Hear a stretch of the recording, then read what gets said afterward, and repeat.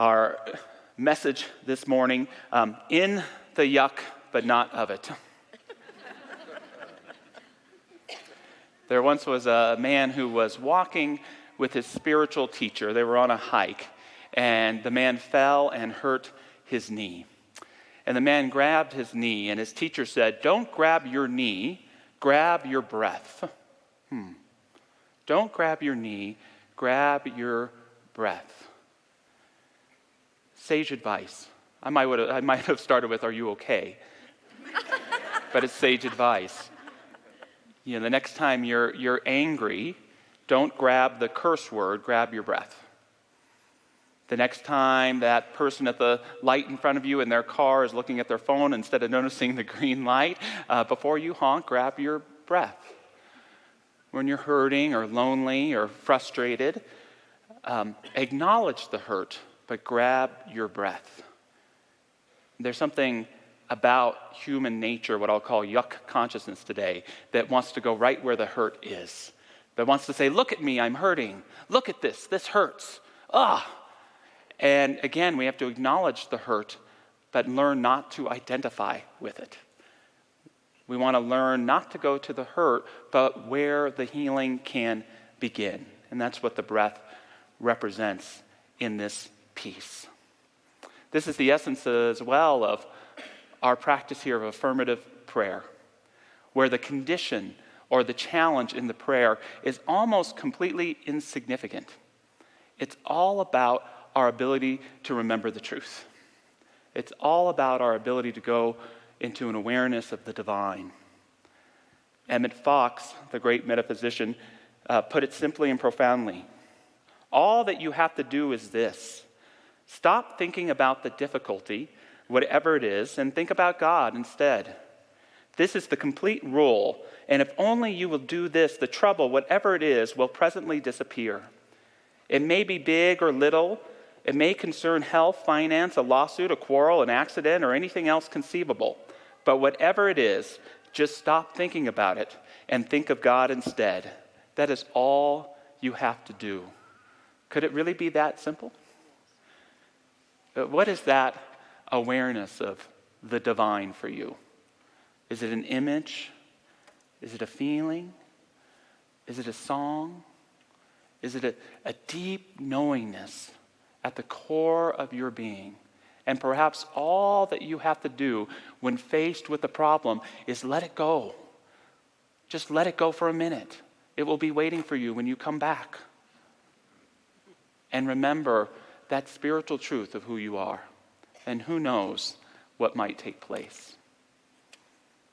I once had a deep fracture in a relationship with someone I love. A mental health episode came up, and it was at that point, perhaps you've had this experience in your relationships where even if you were calling and trying to practice forgiveness and love, it would just make things worse. You ever had that? Where it's just a fire, and to continue to participate in the relationship just makes it grow and grow. And so I had to completely cut off communication with this person. And it was painful and hard for me. And yet I never had to separate my connection with that person.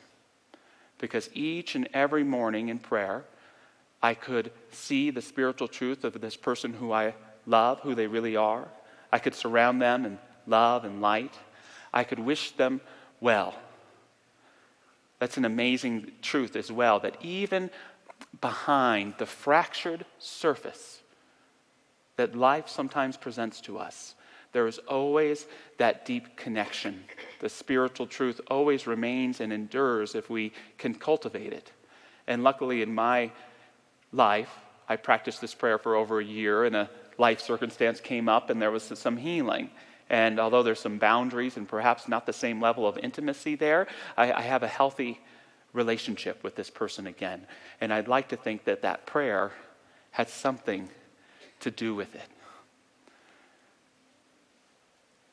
The 2,000-year-old man, Mel Brooks, said,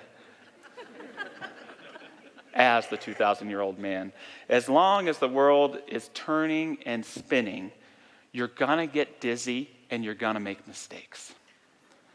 Part of living a whole and full life means acknowledging the yuck. It doesn't mean set up camp in it. It doesn't mean become it, but we want to acknowledge that yuck that can take place in our lives. That as wonderful as it is to grow older, there are still those aches and pains that come with that. There's the yuck of dealing at times with the healthcare system.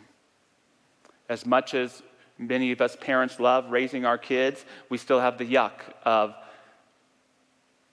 the potential dangers of the AI, the tablets, the smartphones, the social media.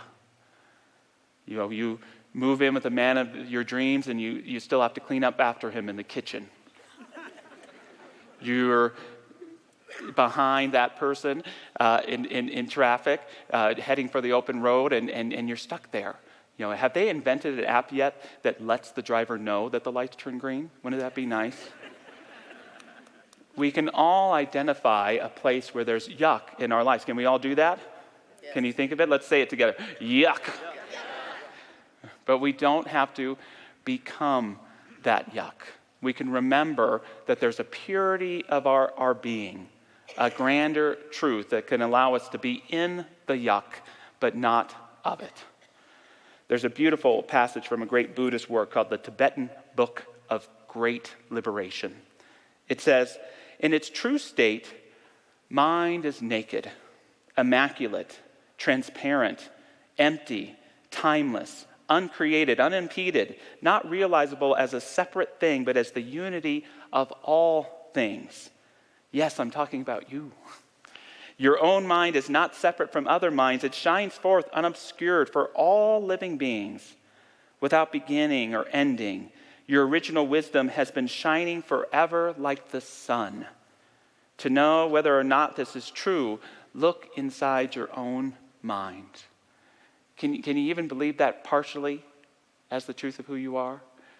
That always within you is that original wisdom, that reflection of divine spirit, that ability to allow your consciousness to rise above any yucky or icky thing that may be taking place, to pull you through, to uplift you, to enlighten you.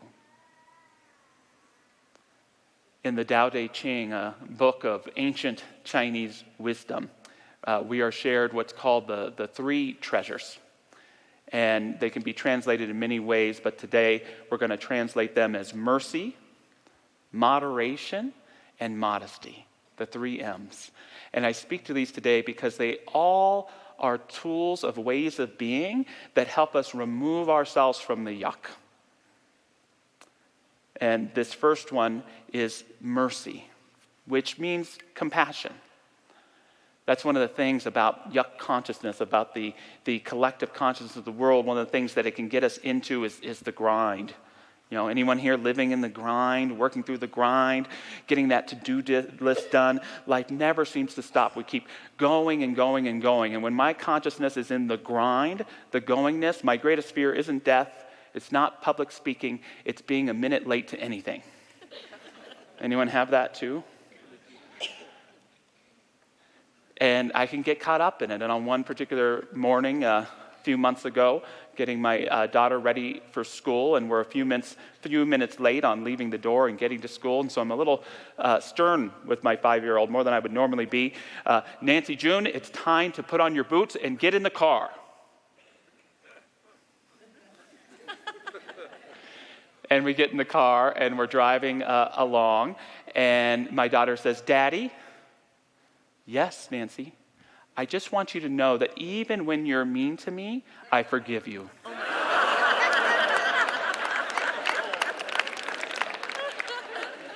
And it was an experience of grace, of great mercy. Honestly, I don't think I've ever felt so loved as I did in that moment. Uplifted, affirmed, removed from that consciousness of yuck, to remember the truth of who I am by an angel, a little bodhisattva, a Jedi in a car seat. And we can practice that kind of mercy too. Is that not what Jesus meant when he said that we must be like little children to enter the kingdom of heaven, just like little Nico over there? we can remember, amen, amen. Oh, it's Juniper. Sorry, Juniper, that's what she was reminding me of. That we can experience that kind of mercy, that in your day-to-day interactions, as opposed to holding people accountable to the grind or to the task list, when we can, again, respond with compassion, we immediately get out of that rat race that Lily Tomlinson reminded us, even if you win, you're still a rat. And we can put our souls up front. We can be authentic, and we can make a real difference in helping people remember who they are, much less practicing that compassion towards ourselves. So mercy, and also the second gift of moderation. Moderation. There's the consciousness in the yuck that's cultivated by our consumer culture. And we could define this consciousness as you can't have just one, right? I think Ruffles made it famous. They actually articulated you can't eat just one. And there's this culture that kind of needs us to be empty. It needs us to want to have more. And unintentionally, it creates a sense in us of emptiness, of need, and of not enoughness that gets articulated through drinking too much, eating too much, smoking too much, listening to the news cycle too much, being on our phones too much. And what I can tell you and what I've learned is if you do and consume something from a place of emptiness, you're only going to wind up empty in the end. We have to learn to consume from that place of fullness. And when we do that, our fullness is affirmed for us. We can say and affirm, yes, I can have just one. You want to say that with me? Yes, I can have just one. And make it beautiful just the way it is. The Tao tells us, be completely empty, be perfectly serene. The 10,000 things arise together, and their arising is their return. Now they flower, and flowering still homeward, returning to the root. The return to the root is peace. Moderation isn't so much about cutting back. It's realizing that the only way we experience true abundance is sometimes through the less. It's through the simplicity that we can experience the richness of our lives. I'm a dessert fan. Anyone else here a fan of dessert? So one thing I like to do, especially on the sacred candy holidays of Halloween and Easter, is I will only let myself eat one candy. And I kind of turn it into a bit of a meditation. I'm going to offer it to you right now. We may even have some chocolate to share. If you leave the wrappers in the seat in front of you, I will be fired. So please keep them with you if you want one. Come around. But I like to take a little candy. Here's a little Mr. Good bar right here. And I just slowly open it like Charlie getting ready to see the golden ticket. And I behold it, and I see it. This chocolate, the great sacrament of Mile High Church.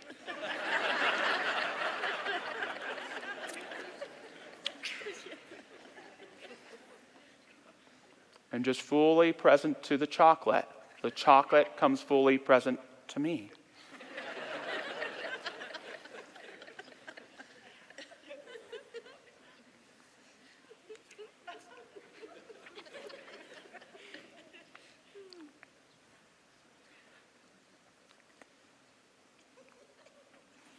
And you might notice, like I'm the first thing that I notice, wholly and completely satisfied. I'm not thinking about the crackle I'm going to grab next.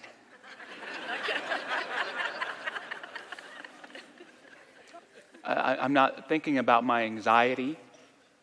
I'm not trying to quench that thirst in me that can't be quelched. I'm simply enjoying a piece of chocolate. And I'm not hungry. I'm full. And I'm grateful for the life that I'm living. What does it mean? I know this is kind of complicated to talk about. I guess I'll go ahead and finish the rest of this after. As we want to ask ourselves when we're approaching the things that we're consuming, what we're consuming from. And when we can be fully present in a place of loving who we are, when we can consciously consume whatever we're enjoying, we can experience its richness. Love the Mr. Goodbar. Moderation helps us experience the fullness of our lives on an everyday basis. Mercy, moderation, and lastly, the third treasure, modesty. Modesty or humility. There's this aspect in the world, maybe you have it too, I definitely fall into it, where you want to be first, where you want to be special, where you want to be the best, and so you live your life in this competitive spirit as opposed to seeing people for who they are. You compare yourself to them or try to one-up them in some way. And getting out of this takes humility. Getting out of this takes modesty. To love ourselves as we are, to be enough as we are, and to not have to be so competitive or driven, but to be self-loving and creative. Anyone here have any frenemies? You know what a frenemy is? That's a friend that you might be close with, but you have a competitive spirit. You secretly don't really like each other, or you let each other know that in times of gentle ribbing. And I have a great frenemy. We've known each other since we were teenagers. And what we do is we try to brag about things going on in our life and then act unimpressed by them. Josh, you wrote a book? That's wonderful. Self-published, huh?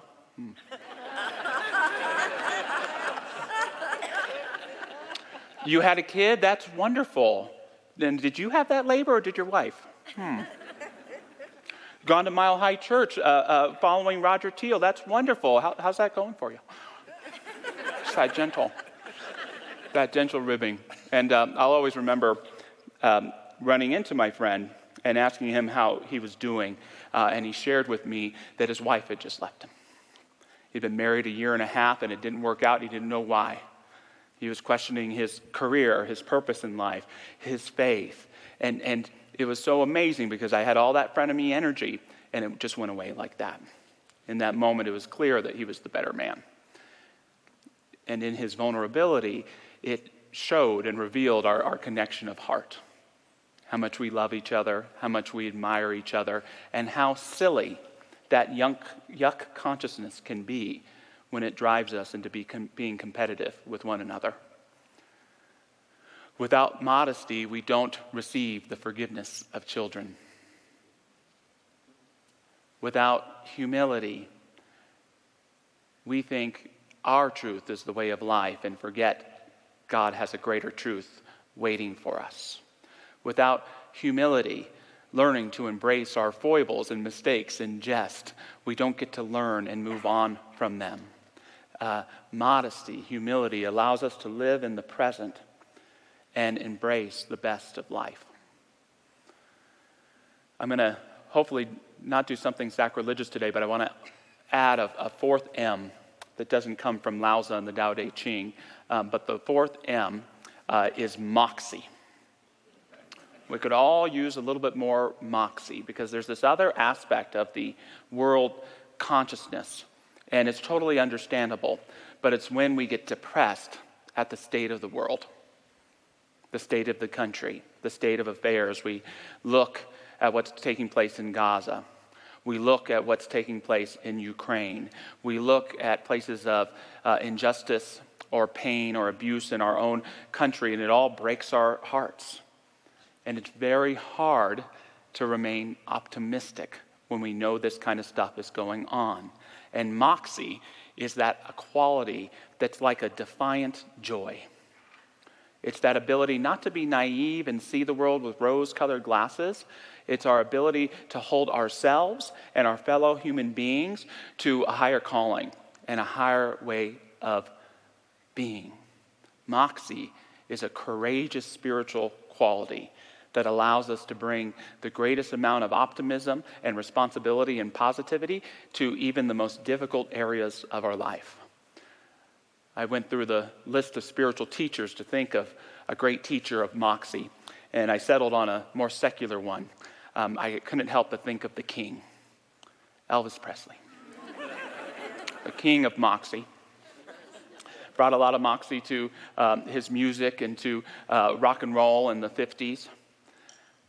And he stopped doing music for a while in the 1960s. And he was doing movies, and a lot of things changed. Vietnam happened. The Summer of Love happened. And he came back and he did a TV special in 1968 that became called the Comeback Special. And he chose a song to close it out with called If I Can Dream. And it wasn't a great point in our country. Martin Luther King Jr. had just been murdered.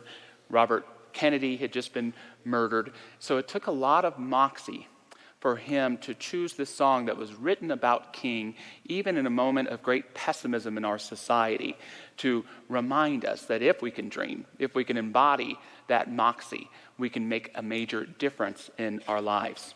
And I don't have to read you lyrics because we have an awesome music program here, so we're just going to hear the song. Yay.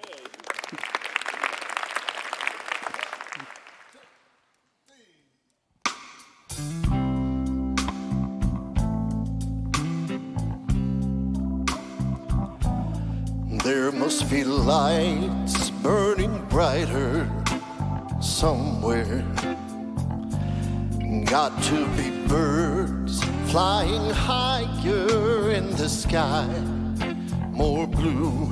If I can dream of a better land where all my brothers walk hand in hand, tell me why, oh why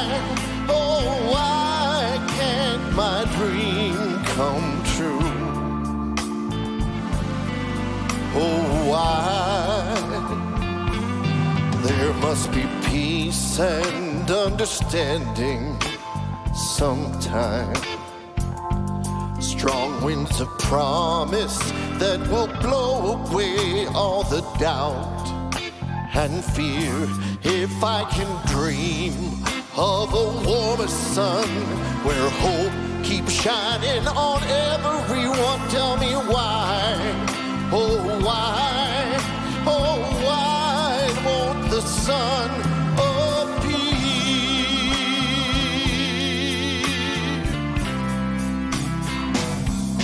Oh, we're lost in a cloud with too much rain. We're trapped in a world with trouble and pain. But as long as a man has the strength to dream, he can redeem his soul and fly. He can fly. Deep in my heart, there's a trembling question.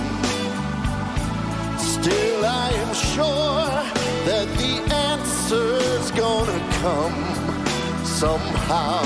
Out in the dark, there's a beckoning candle.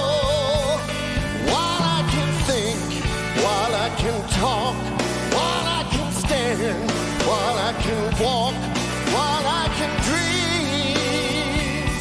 Oh, please let me dream. Let it come true.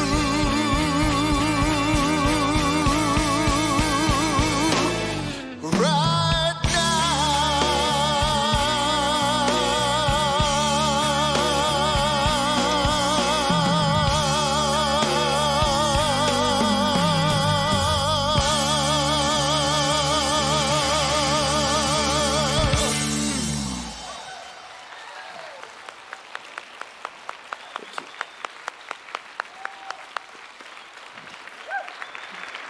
Tom Litch, he even gave us a little bit of hip and knee shake, if you noticed that there. Thank you, Tom.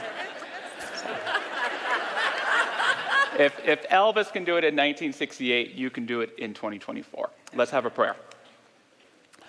Just moving into that awareness, that original wisdom, that divine light in each and every one of us, something that we all share together, yet is individualized in our hearts and our minds and practice in our daily life.